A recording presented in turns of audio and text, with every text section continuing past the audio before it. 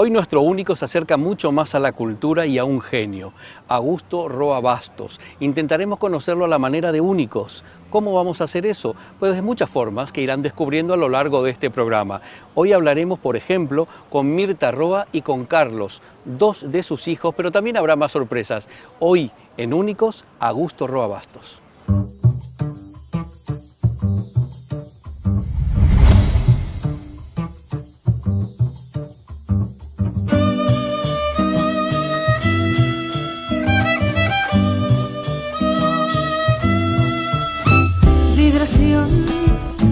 De pasión. En todos los países existe un hombre excepcional que compensa las deficiencias del resto. En estos momentos, cuando la humanidad se encuentra en conjunto en un estado de decadencia, siempre quedan esos seres excepcionales como punto de referencia. Augusto Roa Bastos. Y hoy, en Únicos, queremos presentarte la vida de un escritor excepcional. Mi anfitriona es justamente su hija Mirta Roa, quien compartirá con nosotros sus recuerdos, sus vivencias y nos contará la vida del inmortal Roa Bastos con la mirada de amor de una hija. Menudo papás tenemos, ¿no? Pero una marca y un problema. ¿Un problema por qué? Y ¿Cómo? porque siempre eres el hijo de, ¿no? Algún día cuando pregunten quién es Roa Bastos dirán, y es el padre de Mirta, pero eso falta todavía. Mirta Roa nació en Asunción, en Villamorra. Sufrió el exilio a consecuencia del editorial que escribiese Roa Bastos, titulado El apego al poder. Con lo poco que tenían fueron a Argentina, país hermano que siempre tendió una mano al compatriota. Porque el primer exilio fue él solo a Buenos Aires. Luego fuimos nosotros, mi mamá y yo, que éramos la familia que había en ese tiempo. Y era muy difícil porque había muchos paraguayos que exilaban en Argentina. Mirta recuerda la pasión que ponía su padre cuando escribía y que en la casa se guardaba un silencio absoluto para no desconcentrarlo. Su madre siempre acompañó los sueños de su padre y ella siempre tendrá como ejemplo el amor que se tenían. Mi papá cuando estaba en casa estaba todo el tiempo trabajando en su obra, escribiendo. Y eso era hacer silencio absoluto, no molestar porque estaba escribiendo. Y mi mamá era una cancerbera terrible porque hacía que respetáramos ese silencio a ultranza.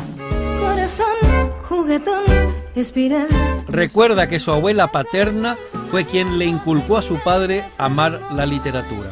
Él cuenta que su madre lo impulsó a la literatura, pero en realidad si ves las cartas de mi abuelo tampoco se quedaba atrás. Un floreo para escribir y una letra hermosa y el manejo de las palabras, ¿no? Del léxico, la cantidad, gente que leía mucho, ¿no? Hace poco Mirta presentó un libro como cierre del centenario de nacimiento de su padre y que en ese libro cuenta a profundidad la vida y obra de nuestro laureado escritor y hoy en Únicos compartimos contigo la primera parte de esta entrega.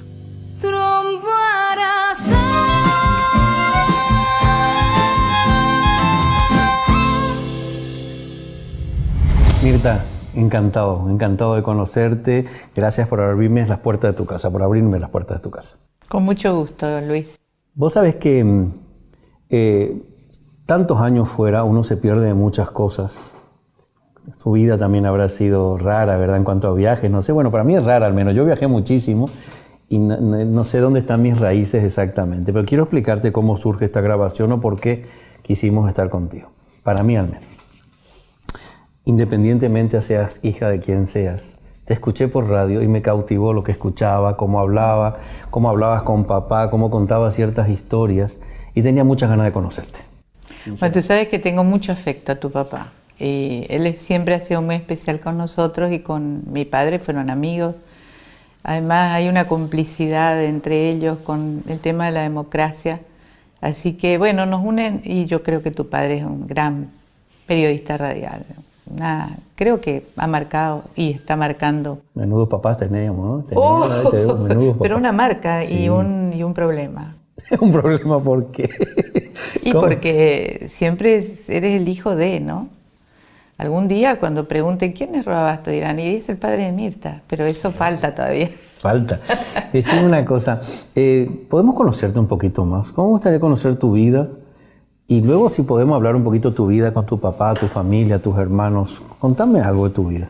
¿Dónde naciste vos? Yo nací en Villamorra, en Guido Hispano y casi Doctor Morra, donde era la casa que teníamos con mis padres, pero que duró poco esa vida ahí porque en el 47, y con eso tengo que necesariamente contar mi edad, sí, eso. La gente puede sacar su calculadora, porque cuando el primer exilio de papá fue cuando hizo una editorial en El País, en el periódico donde trabajaba. En realidad no nombraba a nadie, pero se llamaba El apego al poder. Y el que le caiga el sayo que se lo ponga, ¿no? Bueno, y entonces ahí la gente ya quiere acudir rápidamente a solucionar los problemas, antes inclusive de que el mismo... Que sea un problema, antes de que sea un problema realmente. Y entonces corrieron los guiones rojos que estaban a cargo de Natalicio González y lo querían vivo o muerto, o sea que como decía él, tampoco era cuestión de hacerse el héroe y morir en la trinchera, entonces se escondió como pudo y que vino Guy de Holanda a rescatarlo. Él era funcionario de la Embajada de Brasil y como era diplomático pues no podían atacarlo a él, así que se lo llevó a la embajada y ahí estuvo varios meses hasta que logró el salvoconducto para irse a Buenos Aires. Puedo contarte solamente la imagen cuando él se iba. Me acuerdo que Jesús Ruiz Nestosa hizo una foto que recorrió el mundo cuando Augusto con su valijita partía para Clorinda exiliado. Nadie con él, él solo, su valentía, su coraje y todo el esplendor maravilloso que tenía ese Augusto. Me acuerdo mucho cuando fue a Clorinda, solo. Él no contaba mucho sus penurias, no quería comprometerle a nadie con lo que él estaba pasando.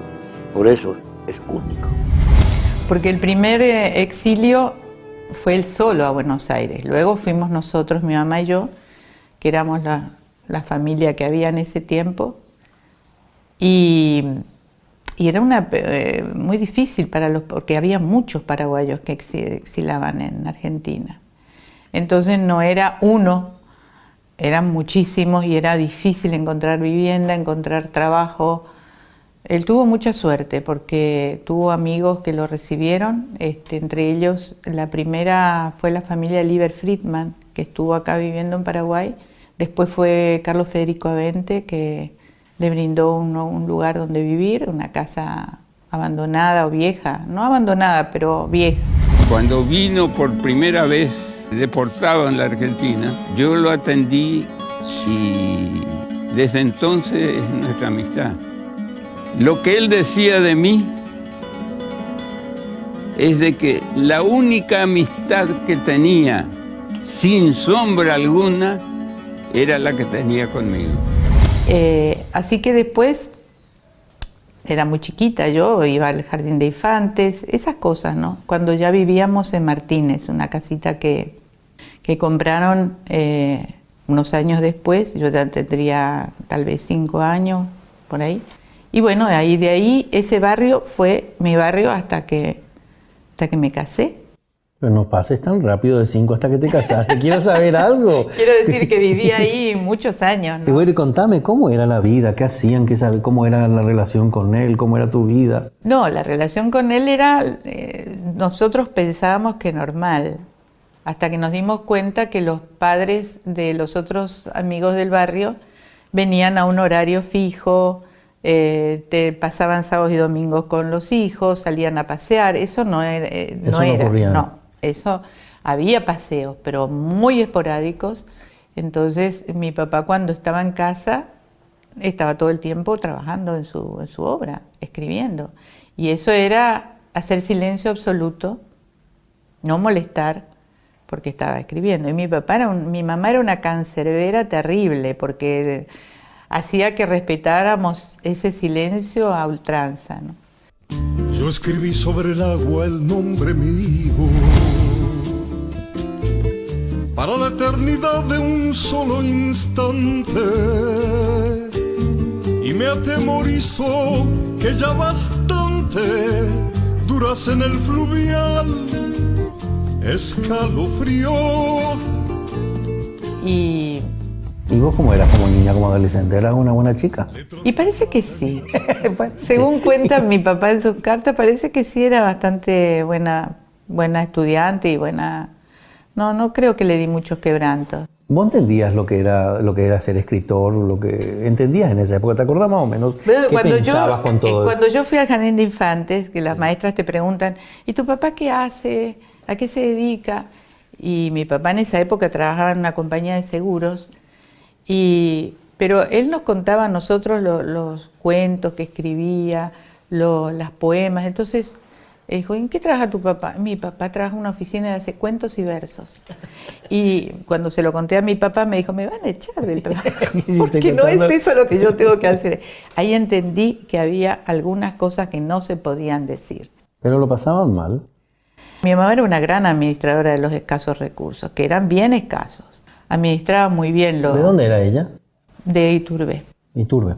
Sí. ¿Y cómo hacía allá? ¿Y con su familia ella se comunicaba? Ella estaba totalmente sola. ¿Solita? Ese fue el gran drama de mi mamá, porque llega a Buenos Aires sin familia y sin recursos. Ella era una familia acomodada aquí en Paraguay. Qué difícil habrá sido. Sí, mis abuelos tenían dinero, tenían bodega, tenían un negocio de ramos generales en Iturbe. ¿Se casó por amor tu mamá? Mi mamá, es súper enamorada. Qué bien. Y los dos. Ahí le mostré los paquetes de cartas que se escribían. Ahí te vamos a ver ahora. Sí.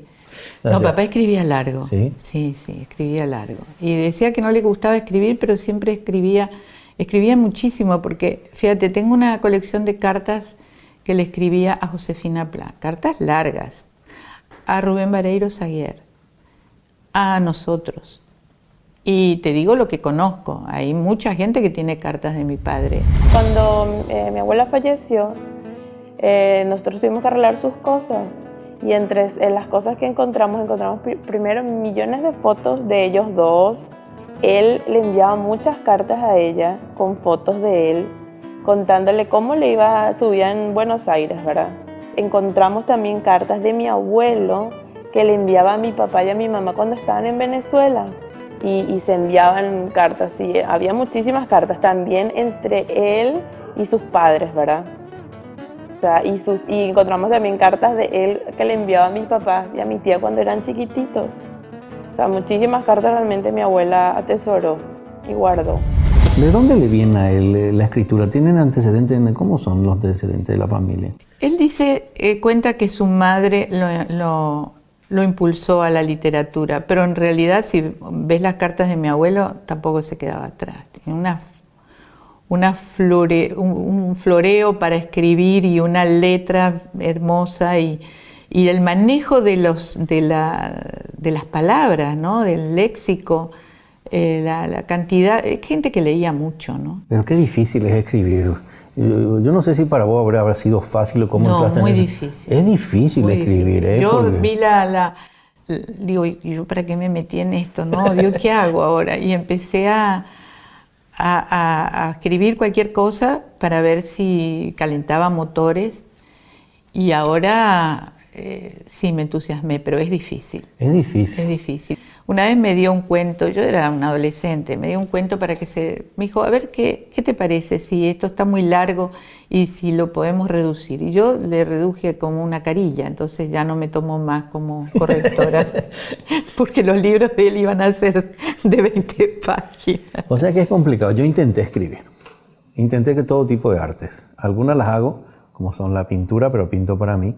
Pero yo intentaba escribir unas historias y me di cuenta que mi poder de síntesis era tan grande que, claro, era tan así como una frase, yo creí que ya había dicho de todo, pero porque uno lo que tiene que tratar de hacer, porque usted es escritora, es que el que va a leer ese libro entienda todo el contexto, cómo ocurre, qué hay, que te sitúe en algo, ¿verdad? No en el aire.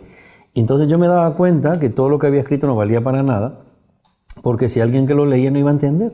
Ahí está el arte, ¿no? ¿Verdad? Cómo Exacto. lo describes, cómo cuentas las cosas. Eso es lo que es, ¿Para qué? lo que demuestra el talento, Claro. el arte. O sea, no tengo yo. Yo no sé. O sea, Porque no tengo a lo talento. mejor en una frase podés decir mucho, ¿no? Roa Encontrar no las palabras era, adecuadas. sí, él no era cortito, él se extendía. Y ese Supremo él le quitó la mitad. Se había ido a 1000 páginas.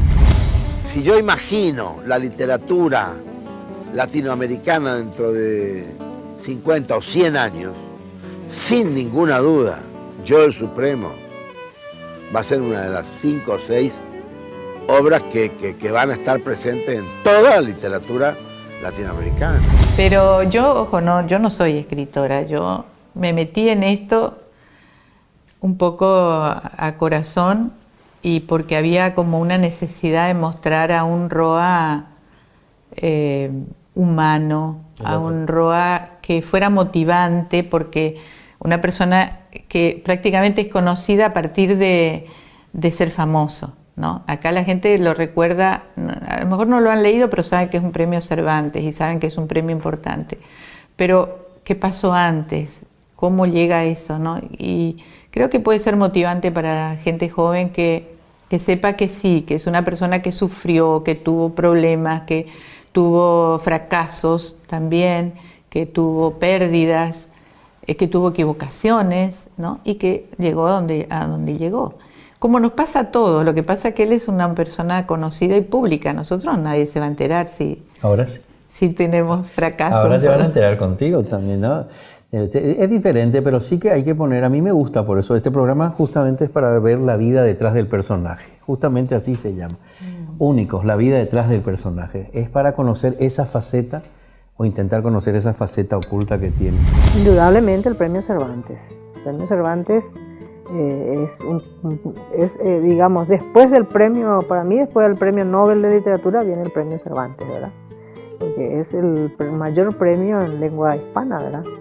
Después ganó muchos premios, ganó aquí el Premio Nacional de Literatura, ganó varios premios en otros países. En realidad él tiene muchísimos premios, justamente que fue muy premiado todas sus obras. Vos sabés que pasamos, ahora seguimos en eso, vos sabés que pasamos muy así de largo cuando me hablas de mamá, porque nos quedamos que ella lo pasaría mal allá estando solita. ¿Cómo hacía? ¿Qué hacía tu mamá para...? Yo viendo su vida así retrospectivamente y leyendo las cartas, me imagino que lo debe haber pasado muy mal. Primero porque estaba sola, luego porque estaba en unas condiciones económicas totalmente diferentes a las que ella había vivido, pero se adaptó y nunca se quejó.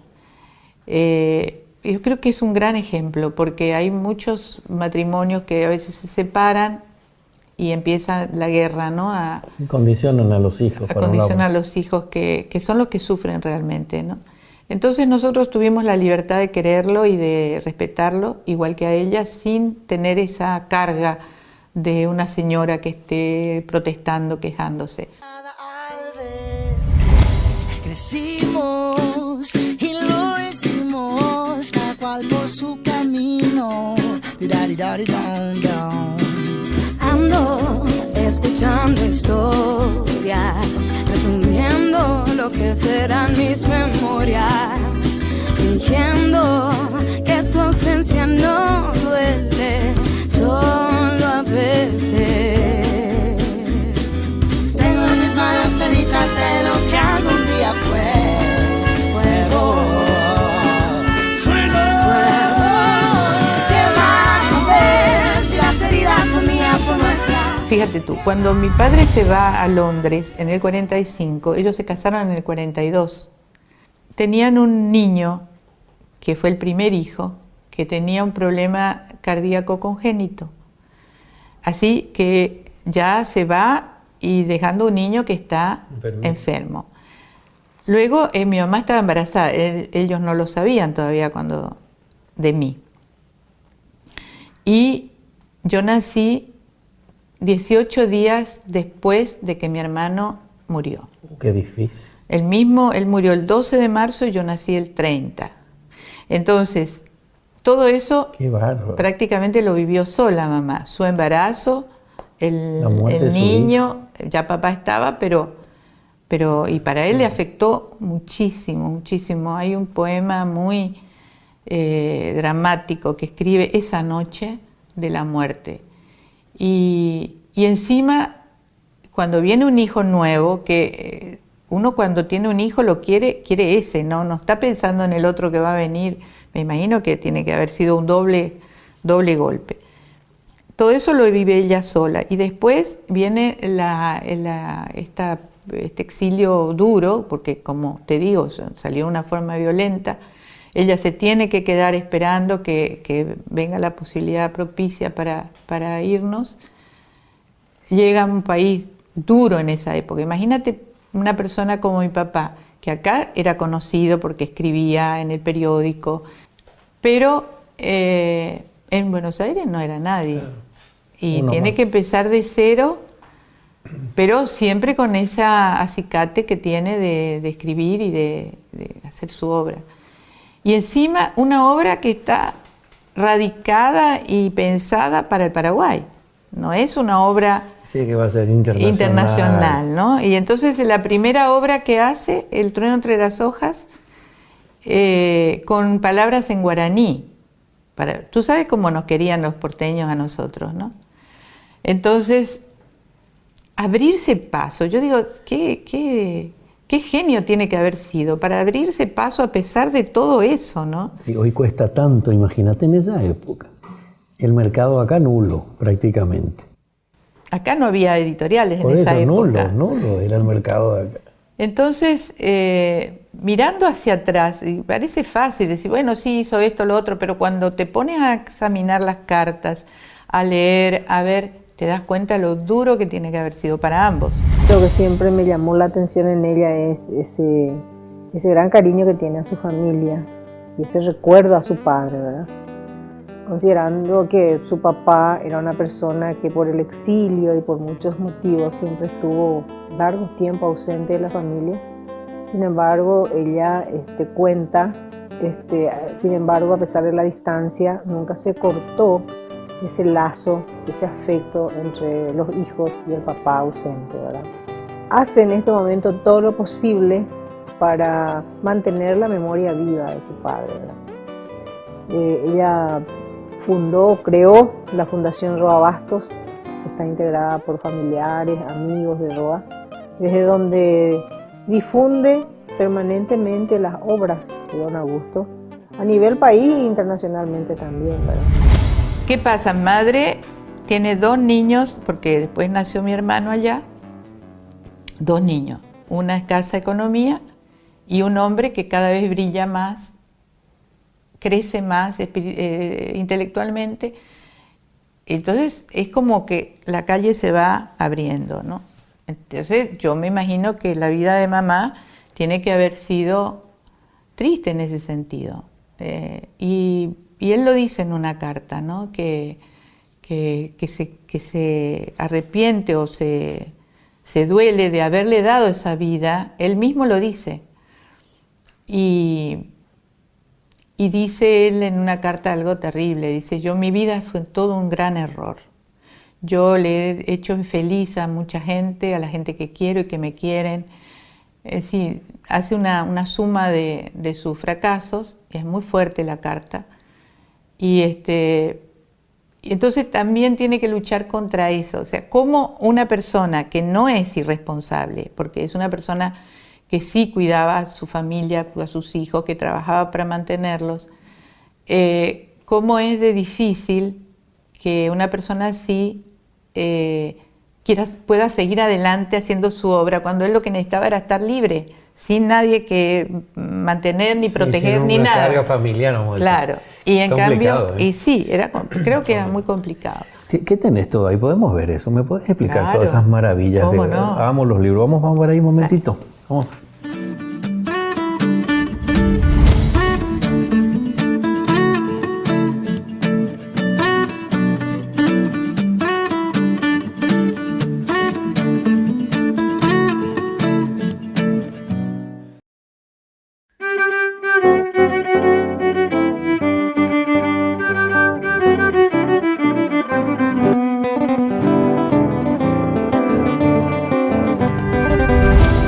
Estamos en la avenida de Augusto Roa Bastos, un genio indiscutible de la literatura nacional e internacional mundial, para ser más claros.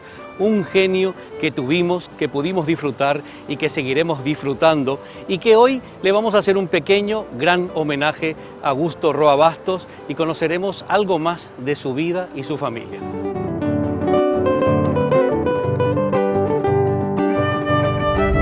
Bueno, una de las cosas que me da este programa es la satisfacción de conocer a las personas y a los personajes por dentro. Hoy es un lujo especial que me voy a dar y voy a conocerte a vos un poquito más, Augusto. Perdóname que te tutee, pero me gustaría saber, y aunque pensarás que yo debería saberlo y muchas personas, me gustaría escucharlo de tu propia boca.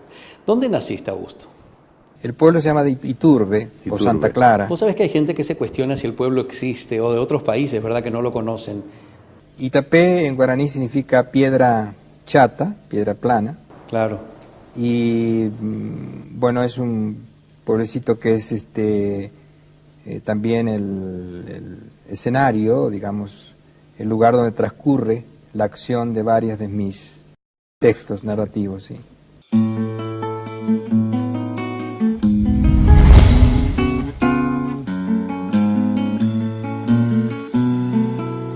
Donde el sol sonríe y la lluvia canta, en el aire puro vuela una guaraña, donde una noche... Yo recuerdo de un anciano, casi centenario, que durante 20 años no había podido dormir y durante las noches se entretenía en fabricar su ataúd, de una madera preciosa, una madera que se llama palo santo en el Paraguay.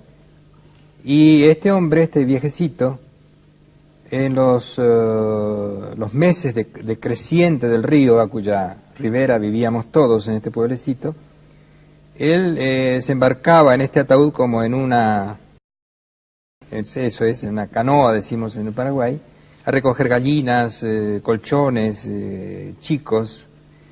Entonces, esta especie de servicio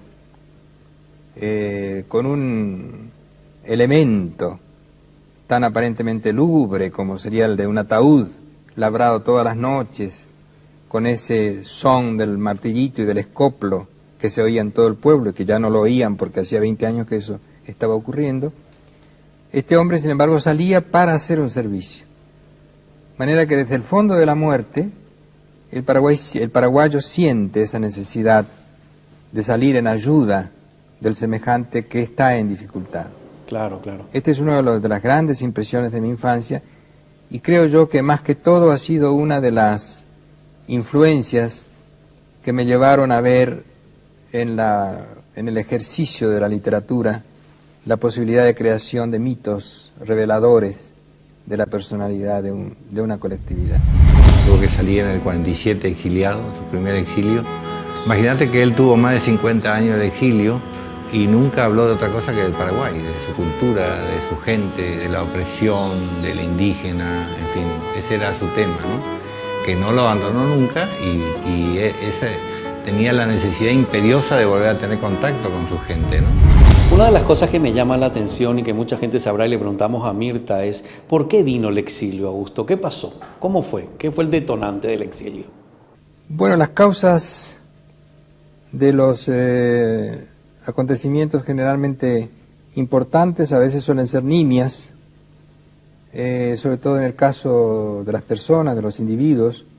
En mi caso, el único motivo era el de haber sido, como expliqué hace un momento, redactor en jefe de un periódico independiente y el haber tomado una actitud de enfrentamiento dentro de los límites posibles.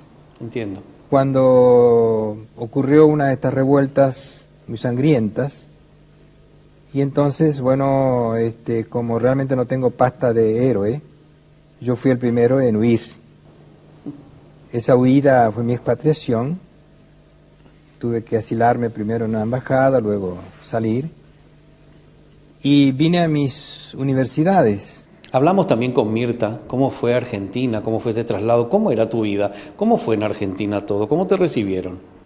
muy importante. Por eso decía hace un rato que yo, con el exilio, había salido a mis universidades. Yo, sin título académico ninguno, encontré que en esta expatriación forzosa de los primeros años, yo había empezado a descubrir eso que por tenerlo muy cercano a la vista no había visto nunca, que es el propio país, la gente y demás. Sí. De manera que la mayor parte de mi obra ha sido hecha en estos 30 años de residencia en Argentina. Porque esto del exilio primero se cambió luego a una residencia ya voluntaria, en todos los avatares que sufren los procesos humanos y sociales, también me tocó a mí vivir, ¿no? Describirte a Augusto Roa Basto es describir a un tipo fiel a sus conceptos, no le podía hacer cambiar de idea si él no estaba de acuerdo en lo que decía. Y le veo a Mirta con un aplomo así tan especial cuando habla del papá. Es tan especial porque es tan grande Augusto, y Mirta debe decir aquello de llevo tu sangre, mi viejo, ¿no? Y yo tengo toda la felicidad del mundo de haber sido muy amigo de Augusto. Para mí Augusto es único, así como este programa. Hay exilios y el que no es voluntario es muy duro y muy difícil, así que entiendo perfectamente todo lo que has vivido y lo difícil que fue todo, ¿verdad? Un exilio exigido, un exilio impuesto. Desarraigo. ¿Qué es la literatura, Augusto, para vos? Que la literatura para mí es una forma del trabajo humano, parecida a cualquier otra, sin privilegios de ninguna clase, en la que uno puede hacer un trabajo lo mejor posible, con vistas, por supuesto, a otros objetivos. En este caso, no tanto develar la realidad, como se suele decir, sino crear inquietudes en los lectores para que esta revelación de la realidad sea hecha y dicha no en un libro, sino a través de esta especie de recreación de un texto que va recorriendo una gama de lectores que no se sabe realmente hasta dónde puede llegar, ¿no? No, yo creo que el escritor es solamente un mediador. Lo que realmente importa son los libros. De todo lo que has escrito, Yo el Supremo marca, creo que un antes y un después. ¿Qué es para vos Yo el Supremo? ¿Qué te hace sentir? ¿Qué sentiste mientras lo escribías? Había un tema que realmente me obsedió siempre, que es la presencia de este personaje real, que fue el iniciador del movimiento de independencia en el Paraguay, José Gaspar de Francia, que fue luego dictador, y que se anuncia ya en uno de mis libros, en uno de mis primeros libros, porque este personaje es una especie de mito que está encarnado, que está realmente muy internalizado en la conciencia o en la subconsciencia de la colectividad paraguaya. De manera que también a mí me trabajó mucho en este sentido. ¿Qué no podés contar, Augusto, de Yo el Supremo? Yo solo podría hablar de los proyectos que yo tuve cuando comencé a escribir este libro. De ninguna manera podría dar cuenta de los logros que estos proyectos pudieron o no haber tenido, ¿no? Pero el hecho mismo que aludí hace un rato, de que este personaje histórico está muy metido, muy internalizado en la colectividad paraguaya, me movió a mí a tomarlo como punto de partida, solamente como punto de partida, para una obra de ficción pura. Es decir, que está la historia, desde luego, pero está la otra parte, la parte mítica, que era la que a mí me interesaba. Es decir, en este caso, por ejemplo, el poder absoluto. ¿Qué pasa con el poder absoluto frente a la transitoriedad, a la precariedad de ese portador del poder absoluto, que es una persona sola? Sí. De manera que este libro es, sí, en cierto modo, tiene un trasfondo que se relaciona con los referentes históricos de mi país y sobre todo con la labor ciclópea que hizo este hombre para establecer la soberanía de del Paraguay y su libre determinación frente al acoso de las potencias de aquel tiempo, que en cierto modo son los que sostienen la temperatura emocional y narrativa de este libro. Por lo menos es lo que yo pretendía hacer. Qué bueno escucharte, Augusto, de verdad, qué bueno escucharte, Augusto, pero uno se queda con las ganas de seguir charlando contigo. Ahora, si me permitís, voy a hablar con Mirta y a ver cómo vivió ella y cómo es la visión que tiene Mirta de toda esta vida de Augusto Roa Basto, de vos, Augusto. ¿Me permitís, verdad? Voy para ahí.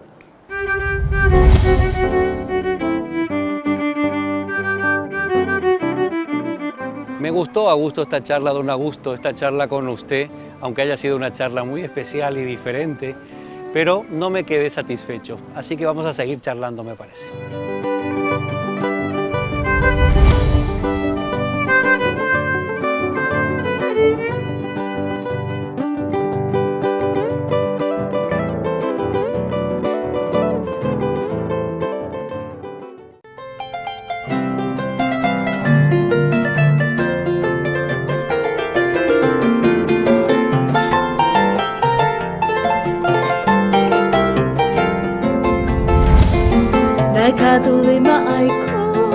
el oscuro silencio, hoy bebe sentimiento, se yo puba se cambiar. Ay, botante de rufia, mi enorme sufrimiento, mi incansable tormento, ajasa bandereje. No moñeda bohir, oje salpa guife, añando guisere cover, nemba erante bohir. Esa gausa bohir, cuaje saran morejo, abutaba yajeco, sin consuelo se añomí.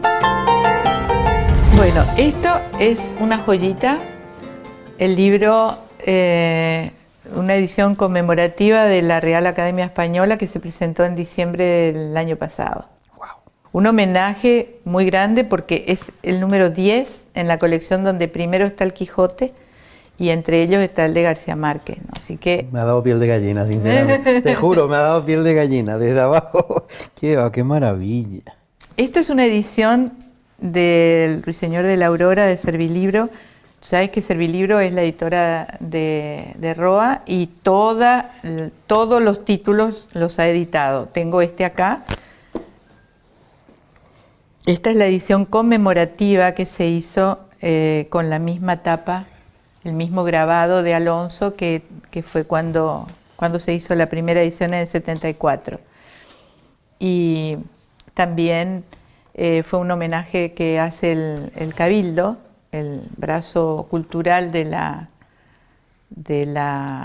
Congreso, a cargo de Margarita Morselli, hace esta edición conmemorativa y también con Servilibro, por supuesto. Nosotros como editorial Servilibro tenemos el gran honor y la gran responsabilidad, ¿verdad?, de publicar todas las obras de Roa Basto. Somos su editor exclusivo y bueno, en principio publicamos las clásicas, ¿verdad? Hijo de Hombre, El Trueno entre las hojas, Yo el Supremo.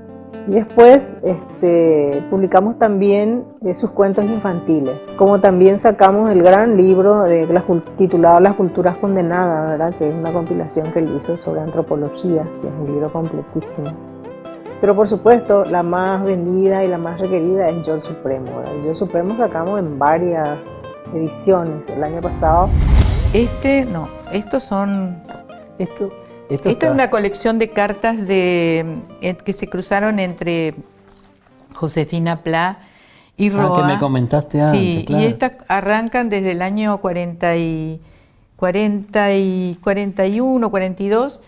Es una colección que tiene el señor Trosiuk en Encarnación y que con una gran gentileza me dio las copias. Ah, qué bueno. Sí.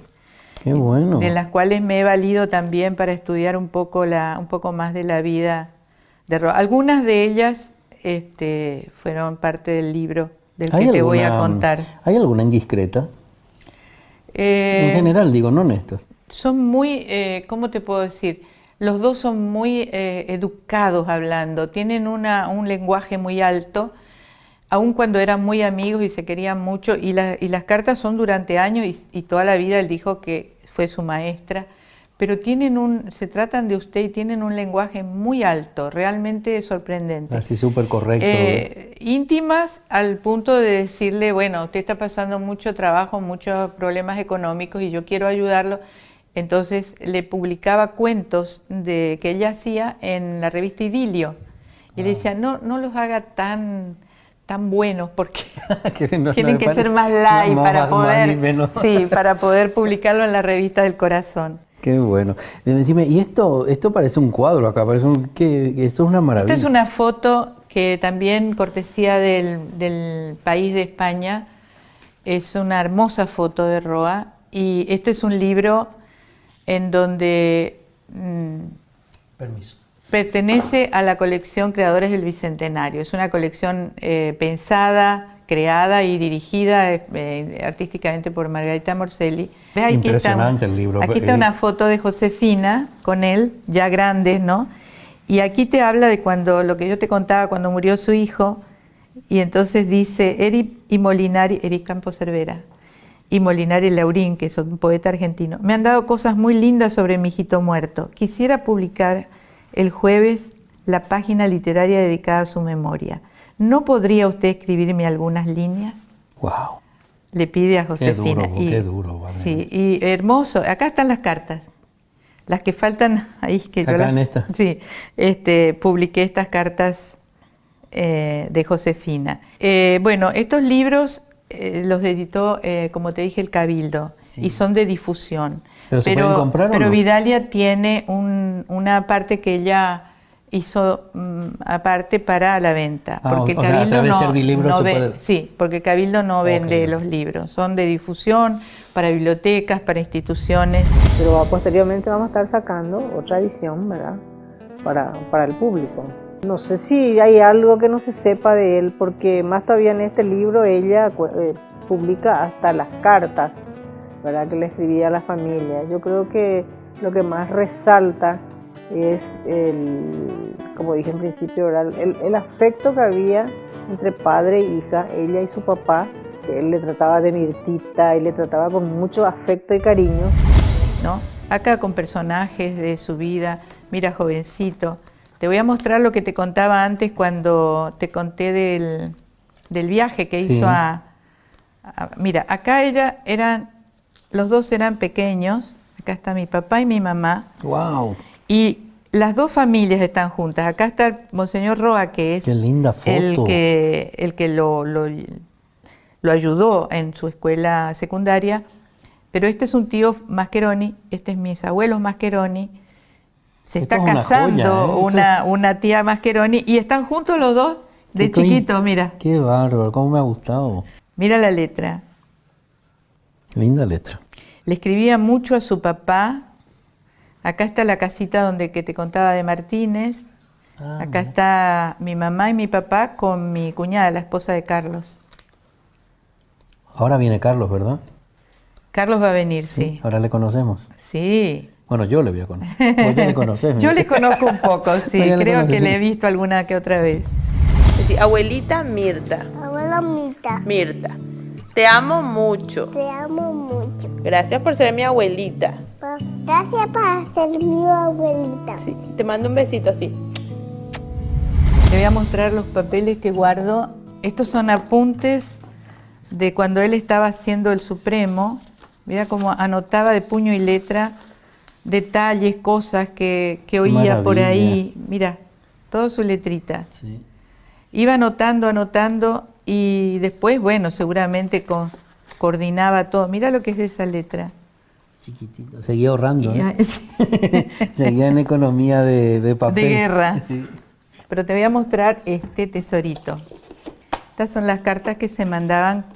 Con el lazo como en las otras. Las cartas de amor, cuando eran novios. ¿Vos recibiste alguno?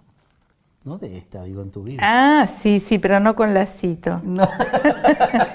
Bueno, a lo mejor yo no le puse el lazo. ¿Pero vos también escribiste alguna de estas en tu vida? ¿Cartas de amor? Sí, claro. ¿Sí? ¿También eres romántico? ¿Quién no ha escrito cartas de amor? No sé. ¿Y las guardas las tuyas? No. ¿Qué pasó? ¿Qué mira? Estas son ya cuando se va a Londres. Sí. Mira, carta aérea, pero toca el grosor. Escribía largo. Sí, es lo que hablábamos antes. Qué pena que ahora ya solamente WhatsApp. Qué pena. Esto es una de mis actividades, las que tuve en Venezuela.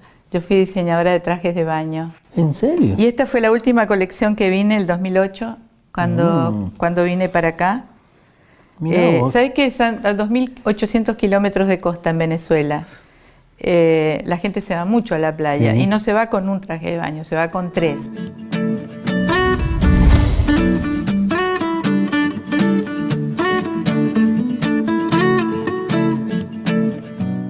Pura hey, mapena mokoku, sepira bote, anyatu kangwa, se ando yo roba, hace mambo, hace mocanunto de la cruz del sur, el atardecer, sol diente rosales, ya de esclava al fin, en la tropical tierra del jazmín, con su luz de paz vuelve a renacer.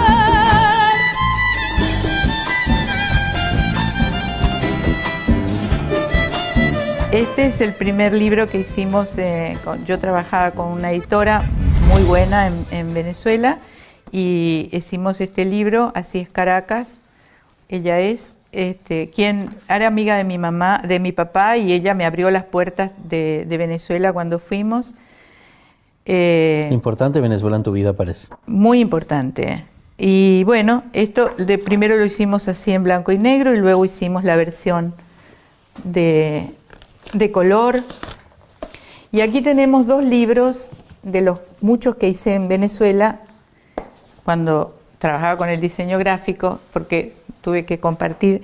Trabajé para la Fundación para el Rescate del Acervo Cultural Venezolano y estos son algunos de esos libros que hicimos basados en las caricaturas que hacían los humoristas en la época de los políticos, cosa que ahora no se hace tanto, ¿no? Porque se enojan los políticos, ¿ves?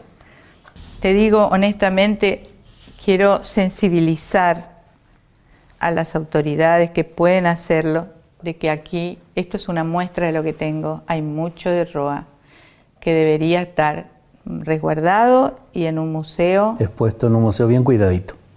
Se merece. Estoy de acuerdo contigo plenamente, tenemos que impulsar eso. ¿Nos sentamos? Nos sentamos.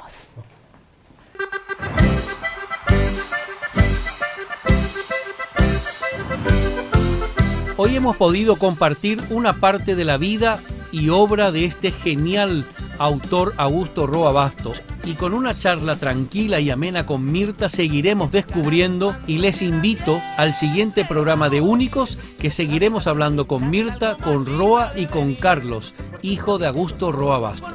Vas a ser feliz en tus próximos amores, no te olvides de elegir a un hombre caballeroso, apuesto, respetuoso, que le gusta ir a bailar siempre a la fiesta patronal.